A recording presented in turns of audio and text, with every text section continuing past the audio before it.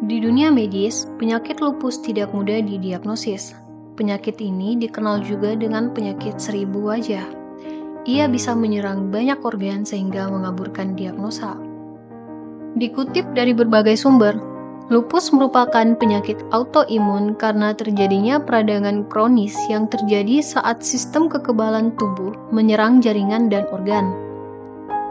Peradangan mempengaruhi sistem tubuh yang berbeda seperti sendi, kulit, ginjal, sel darah, otak, jantung, dan paru-paru.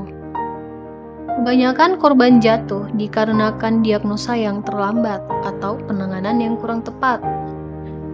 Penderita lupus kebanyakan kaum perempuan mencapai 90% dibanding 10. Meski begitu, banyak perempuan Indonesia telah mampu bertahan dengan penyakit lupus. Mereka tetap dapat menjalankan berbagai aktivitas kehidupan, salah satunya adalah Mira Silviana. Mira mampu menjalani profesi advokatnya. Berikut interview Hukum ID dengan Mira, seorang penderita lupus di tanah air yang sukses dalam karirnya. Selamat sore, Teh Mira. Selamat sore, Teh Rizka. Sehat ya? Puji Tuhan, sehat. Pandemi ini era new normal, apa nih kegiatannya sekarang? Udah mulai aktif ya? Aktif. Dari sejak awal pandemi ya masih ada sih beberapa kegiatan di lawyering dan juga kegiatan-kegiatan yang lain, pandemi masih tetap berjalan. Gitu. Teh, kita langsung aja untuk Oke. membahas Teteh kan sebagai lupus survivor ya. Iya, Luar betul. biasa itu eh, mungkin bisa berbagi cerita untuk sama kita di sini.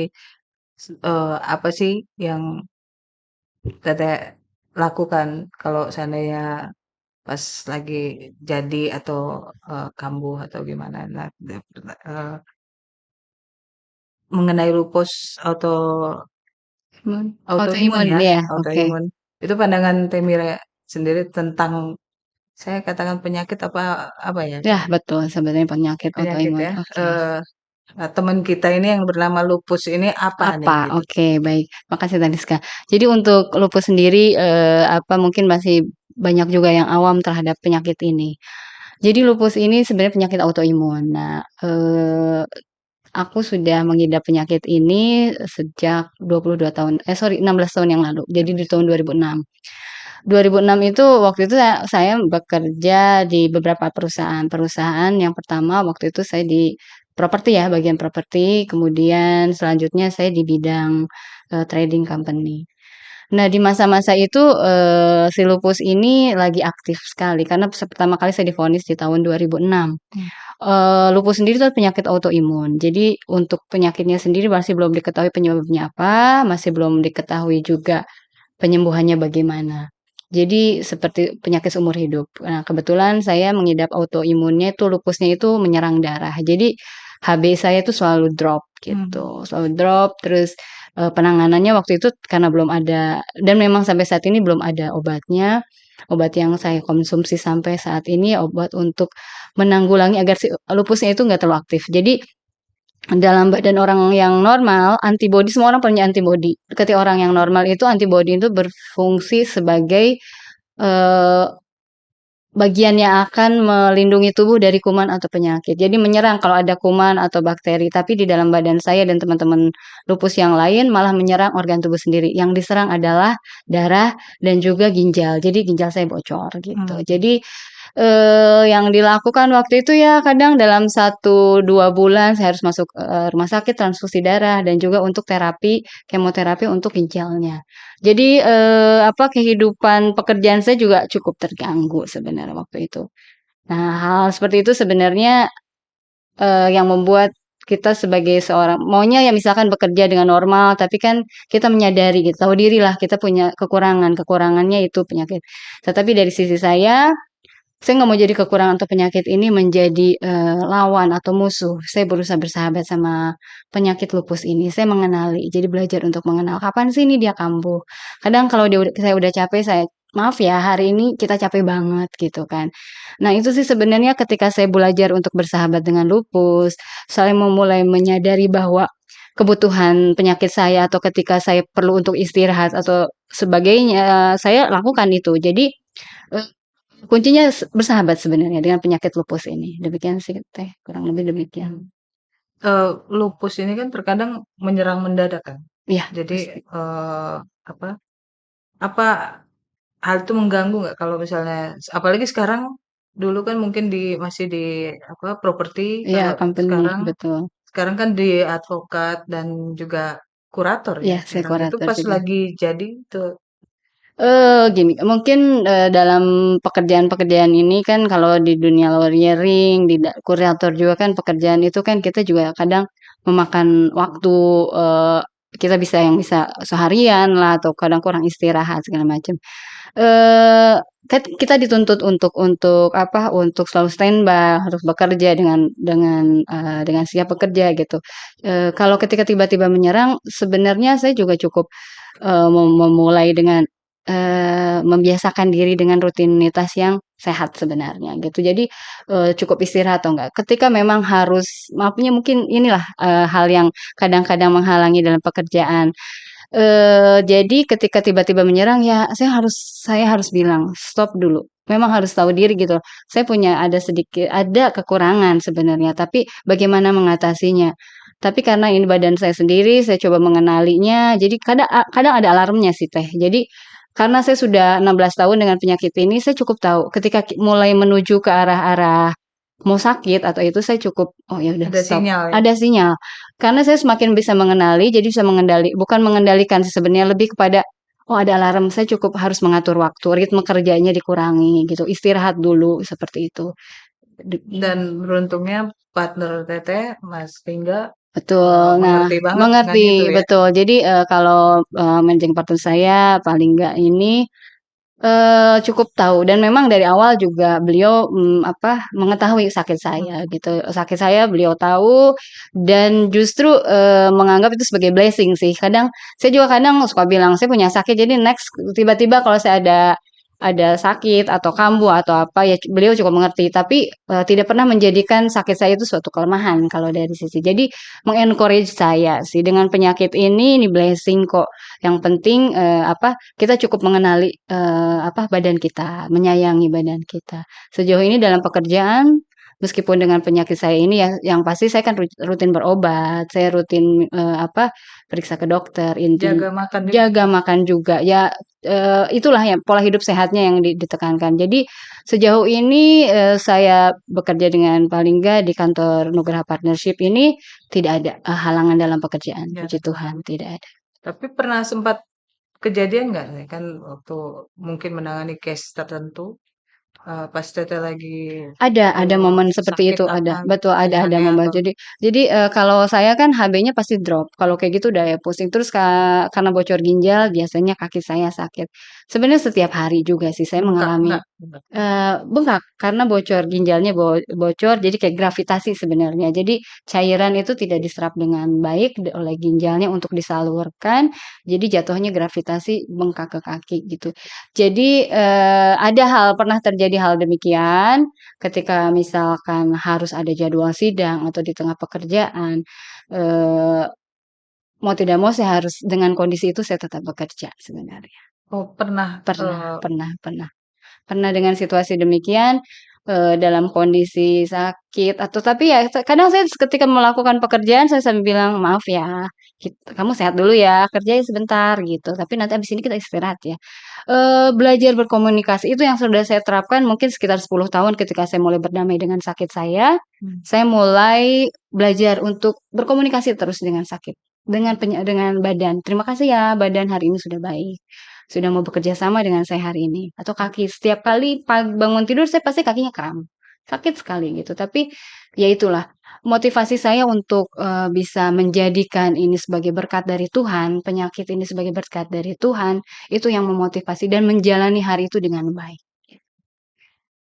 eh, apa ya apalagi yang Teh Mira mau ceritakan tentang penyakit ini mungkin teman-teman di luar sana juga yang baru kena atau apa nggak drop yang ingin Teteh bagi solusinya untuk Oke pas lagi jadi gimana oke, terus betul. Mungkin untuk teman-teman, terutama teman-teman yang sakit autoimun atau lupus, secara teori memang dibilang bahwa penyakit ini tidak bisa disembuhkan, belum ada, obatnya. Jadi apa sih sebenarnya yang menjadi, apa, resepnya? Resepnya itu adalah yang pertama, ya tadi seperti saya sampaikan, pola hidup sehat. Tahu diri, memang kadang mimpi kita besar, mimpi kita besar. Ada juga kebetulan saya punya beberapa teman dari tahun 2006 sampai sekarang, ya beberapa memang sudah tidak ada. Kami punya pengalaman yang bersama-sama. Ada juga yang teman-teman yang survive. Kuncinya sama, ketika kita menyadari bahwa ini penyakit yang menyerang, kita harus belajar untuk menerima. Sebenarnya yang paling pertama adalah menerima penyakit ini, kemudian kita bersahabat dengan sakit ini, terus menerapkan pola hidup sehat. Kita punya mimpi besar, kita punya keinginan yang besar, tapi kita juga harus lihat kita punya kemampuan apa di sini. Ada ketidakmampuan yang mungkin orang normal tidak bisa lakukan. Kadang misalkan ada teman saya yang mengutip kata-kata teman saya untuk hidup aja harus bayar, untuk bernafas saja harus bayar. Artinya dengan membeli obat gitu loh, melakukan terapi demikian. Tapi saya percaya, hal-hal seperti itu ketika kita berdamai, kita bisa mengatasi itu dan Tuhan tidak tidak akan meninggalkan kita. Tuhan itu akan menjaga kita gitu loh. Yang penting kitanya sendiri happy aja menjalaninya dan itu sangat saya terapkan dalam pekerjaan saya gitu. Saya happy dengan, pekerjaan saya berdamai dengan penyakit saya beriringan. Penyakit lupus saya dengan pekerjaan saya, dengan kegiatan saya sehari-hari beriringan dan berjalan dengan baik. Dan obat yang paling manjur adalah happy ya? Happy happy, berdamai saja yang penting gitu dan ya pola hidup sehat. Untuk teman-teman, lupus atau autoimun, selalu, mengingat untuk selalu misal rutin ke dokter, meminum obat, obatnya banyak tapi sudahlah, itu sudah anggap aja sebagai suplemen buat kita. Kalau jaga makan itu, gimana Teh? Ada gangguan nggak kalau misalnya kan diajak klien meeting atau gimana? Sedangkan Teteh harus jaga makan kan, saya tahu harus. Kalau makan sih nggak ada pantangan tertentu tidak Oh nggak sih, ya? mungkin ya jadi, mungkin membatasilah misalkan, yang berminyak atau yang, Terlalu banyak berlemak garam. atau ya terlalu ya salty segala macam itu dikurangi, pedas atau gitu. Jadi sebenarnya tidak ada, pantangan khusus ini tidak boleh, itu tidak. Jadi, baik-baik aja sebenarnya, dengan porsi yang cukup. Kadang-kadang kan mungkin makanan-makanan yang seperti junk food saya udah nggak makan, Hmm. eee, ins ya noodles gitu yang mie instan atau apa yang cepat saji juga udah saya kurangi gitu. Pesan apa Teh untuk para pejuang autoimun di luar sana yang mungkin baru menderita atau sedang on proses juga Iya, dengan penyembuhan? oke. Kita memiliki kelebihan dari Tuhan, dikasih berkat dengan sakit ini. Tetapi jangan anggap itu sebagai lawan. Jangan pernah melawan penyakit ini, tetapi bersahabatlah dengan penyakit ini. Terapkan pola hidup yang sehat, berkonsultasi dengan dokter, sesuai dengan arahan dokter, anjurannya dilakukan, tetap semangat. Jalan hidup ini seperti layaknya, teman-teman dan yang lain gitu. Semua kita tidak ada berbeda, cuma punya satu kelebihan. Kita anggap itu bukan kekurangan, tapi kelebihan Kelebihan ya. kita. Itu aja. Ini saya mau karena Teh Mira advokat, jadi saya juga mau advokat muda dan Mas Lingga juga advokat muda Ya, yang The Rising Star juga. dari Siksar ya, oke. Mau tanya pendapatnya tentang organisasi advokat. Dari sudut pandang Teh Mira sebagai advokat muda, apalagi cewek. Oke, baik. Terima kasih, Teh. Itu eh menurut Teh Mira ini kan Teteh mungkin udah tahu ya, Ya, oke. sekarang udah banyak banget, Banyak. terus mungkin 108 organisasi entah dari negeri entah berantah mana itu bisa melakukan pendidikan, bisa melakukan pengangkatan advokat dan bisa juga mengajukan sumpah. Nah, itu pendapat Teh Mira gimana? Kalau dari, pendapat saya, sebenarnya memang, idealnya itu adalah satu komando, satu arahan, satu wadah. Namun ya sudah tidak bisa lagi kita, membuat itu menjadi satu atau dulu kan kita anggap sebagai single bar ya. Sekarang kan sudah banyak sekali tadi seperti Teteh bilang ada 100 lebih ya, ada macam-macamnya.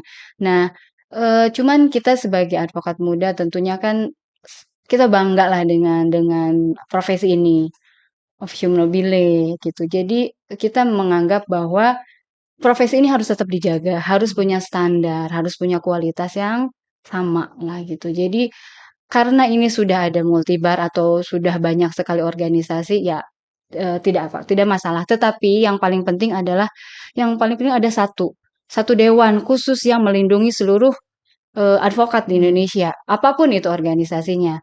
Namun ada satu arahan, satu kode etik, dan untuk misalkan pendidikan atau rekrutmen dibuat standar. Jadi sama, kembalilah kita kepada kualitasnya yang bagus. Kita kan kembali sebagai, apalagi kami sebagai advokat muda mengharapkan teman-teman advokat muda yang lain atau nanti calon-calon advokat itu bisa menjadikan advokat-advokat muda yang baik dengan kualitas yang baik. Ya, salah satunya mungkin ada satu wadah khusus, misalkan di nasional gitu kan, wadah khusus nasional yang membawahi pendidikan, rekrutmen gitu, dan mungkin kode etik gitu.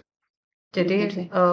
proses rekrutmen juga itu adalah salah satu cara si organisasi ini untuk menjaga marwah profesinya. Betul, betul. Jadi ini biar kualitasnya standarnya Sama. sama gitu dan baik gitu, sama dan baik. Mengenai fungsi organisasi, kan Teteh di Pradi ya. Jadi menurut pandangan Teteh itu apa fungsi organisasi untuk mengembalikan marwah organisasi itu, si profesi ini? Eee, Kalau organisasi, fungsi organisasi tentunya kan untuk menjadi, untuk membentuk para Penghubung. mengumpulkan, ya mengumpulkan kita harus di bawah suatu suatu aturan gitu. Organisasi itu tentunya kan mengatur kita para advokat, oleh karena itu organisasi karena dia punya fungsi yang sangat sangat penting untuk, para advokat ini. Tentunya harus dibuat, organisasi ini organisasi yang sangat memahami kebutuhan kebutuhan para advokatnya dan tentunya kan dengan berlandaskan undang-undang advokat, benar-benar dikembalikan lagi lah aturan segala macamnya dan karena organisasi ini tentunya menjadi pedoman, menjadi acuan dari para advokat, tentunya harus harus solid gitu pengurusnya maupun pengurusnya meskipun seperti tadi sudah semakin banyak tetap harus mengenduk pada suatu badan atau dewan. Dewan Untuk Pendidikan dewan. harus satu dan Dewan Etik juga harus satu. Harus satu. Demikian. Pesan eh, penutup untuk para pejuang autoimun apa, Teh? Eh, Pesan saya adalah bahwa kita semua memiliki impian, memiliki cita-cita dan pekerjaan dalam kehidupan. Mungkin kebetulan kalau teman-teman autoimun itu adalah teman-teman di usia produktif. Wanita di usia produktif itu sekitar 95% diidap oleh teman-teman usia produktif. Pada saat ini siapapun yang sedang menjalani profesi apapun, even atau menjadi ibu rumah tangga atau menjadi seorang ibu, tetaplah kembali melakukan profesi dan kegiatannya dengan senang, dengan happy, dengan menjalani kembali kepada kodratnya masing-masing. Tetapi berjalan beriringan dengan sakit ini. Jangan lupa juga bahwa kita punya kelebihan, tapi kelebihan ini menjadi suatu berkat untuk kita dan kita juga bisa memberikan mengencourage teman-teman yang lain bahwa kita tidak sendirian, bisa saling menguatkan satu sama lain. Terima kasih waktunya, Oke, Teh Mira. baik. Sama-sama Teh Selamat Rizka. sore. Selamat sore.